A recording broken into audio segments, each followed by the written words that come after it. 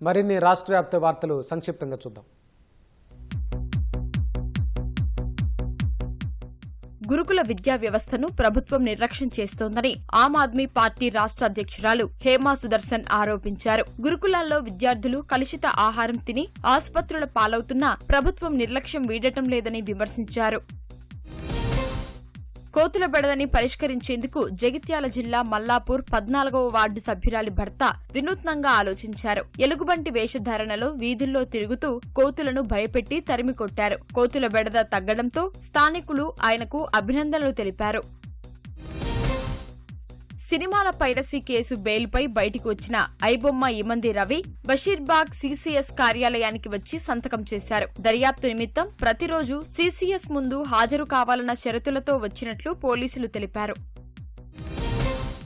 భద్రాద్రి కొత్తగూడెం జిల్లా ఇల్లందుకు చెందిన నాయి బ్రాహ్మణ సంఘం నాయకుడు నాగేశ్వరరావు మృతి చెందాడు. ఎందరో ప్రముఖులకు క్షవరం చేస్తూ ప్రత్యేకత చాటుకున్న నాగేశ్వరరావు అంత్యక్రియల్లో ఎమ్మెల్యే కోరం కనకయ్య పాడె మోశాడు. సంగారెడ్డి జిల్లా సెంట్రల్ జైల్లో రిమాండ్ ఖైదీగా ఉన్న విఠల్ చనిపోయాడు. హత్యాయత్నం కేసులో రిమాండ్ ఖైదీగా ఉన్న విఠల్ కి గుండెపోటు రావడంతో ప్రభుత్వ ఆసుపత్రికి తరలించగా చికిత్స పొందుతూ చనిపోయాడని పోలీసులు తెలిపారు.